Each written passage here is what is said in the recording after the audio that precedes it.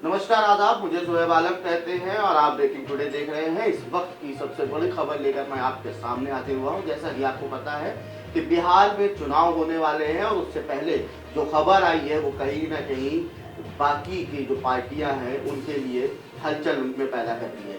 लालू यादव को 50,000 की निजी मुचलके पर जमानत दी गई है। सजा की आधी अवधि काट लेने के आधार पर उन्हें ये राहत मिली है। आपको बता दें कि चाईबासा मामले में लालू यादव को 5 साल की सजा हुई थी। हालांकि इस मामले में जमानत मिलने के बाद लालू यादव फिलहाल जेल से बाहर नहीं आ पाएंगे। बढ़ते हैं दूसरी खबर की तरफ। जम्मू कश्मीर पुलिस ने पाकिस्तान के लिए जासूसी करने के आरोप में एक व्यक्ति कुलजीत कुमार को सांबा जिले से गिरफ्तार किया है। सूत्रों के मुताबिक कुलजीत सांबा में महत्वपूर्ण स्थानों पर फोटो खिंचवाता था और 2018 से उन तस्वीरों को पाकिस्तान भेजता आ रहा था। ऐसा करने के लिए उसे कथित तौर पर सीमा पार से मोटी रकम भी मिलती थी।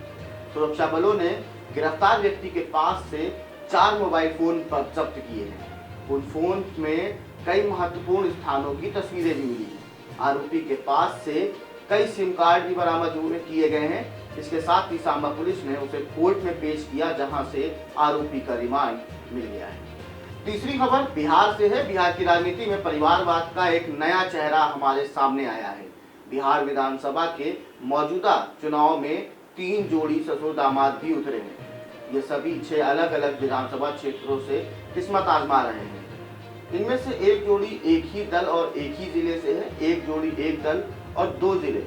सबकी ससुर दामाद की तीसरी जोड़ी 2 दल और 2 जिले से मैदान में ताल ठोक रहे हैं। ये ससुर दामाद जदयू, राजद और हम के प्रत्याशी हैं। समधी समधन का भी एक ही दल से मैदान में उतरना और सभी भी दिलचस्प है। हम सुप्रीमो और पूर्व मुख्यमंत्री जीतन राम मांझी गया जिले की इमामगंज सीट से चुनाव लड़ रहे थे, तो उन्हें दामाद देवेंद्र मांझी को जहानाबाद जिले की मखदूमपुर सीट से उतारा है। वहीं जीताराम मांझी की समधन ज्योति देवी भी बरचट्टी से चुनाव लड़ रही है। बढ़ते हैं चौथी खबर की तरफ।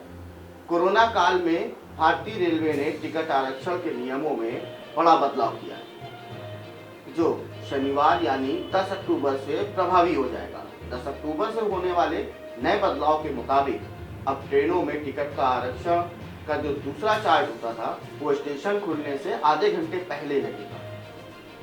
यानी भारतीय रेलवे ने स्टेशनों से ट्रेनों के निर्धारित प्रस्थान के समय से आधा घंटा पहले द्वितीय आरक्षण तालिका तैयार करने की पिछली प्रणाली को 10 अक्टूबर से बहाल करने का निर्णय लिया है।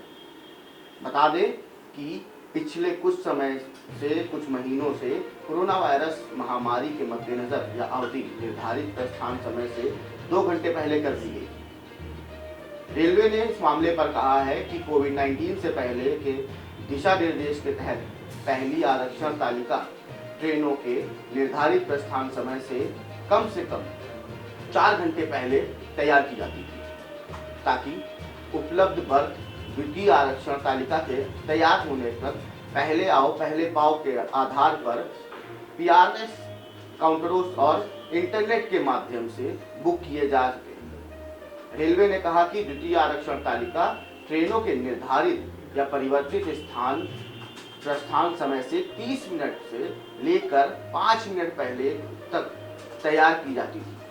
पहले से बुक टिकट भी रिफंड के प्रावधानों के अनुसार इस दौरान रद्द किए जा सकते थे। उन्होंने कहा कि कोरोना वायरस महामारी के चलते द्वितीय आरक्षण तालिका बनाने का समय ट्रेनों के निर्धारित परिवर्तित प्रस्थान समय से आधा घंटा पहले से बढ़कर 2 घंटा पहले करने के दिशा निर्देश दिया गया। बढ़ते हैं हम 5वीं खबर की तरफ। 5वीं खबर हमारी बिहार से जुड़ी हुई है।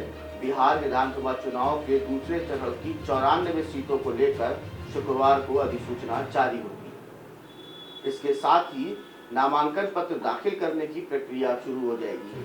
दूसरे चरण में 17 जिलों के विधानसभा क्षेत्रों में चुनाव होगा। 16 अक्टूबर तक नामांकन पत्र दाखिल किए जाएंगे। 17 अक्टूबर को नामांकन पत्रों की जांच की जाएगी। नामांकन वापसी की अंतिम तिथि 19 अक्टूबर है। 3 नवंबर को दूसरे चरण के चुनाव के लिए मतदान होगा। वोटों की गिनती 10 नवंबर को होगी। जिन जिलों में चुनाव होना है वो हम आपको बता दें। पश्चिम चंपारण, पूर्वी चंपारण, गोपालगंज, सीवान, सारण, मुजफ्फरपुर, सीतामढ़ी, शिवहर, मधुबनी, दरभंगा, समस्तीपुर, वैशाली, बेगूसराय, खंडिया, भागलपुर, नालंदा और पटना। फिलहाल के लिए इतना ही।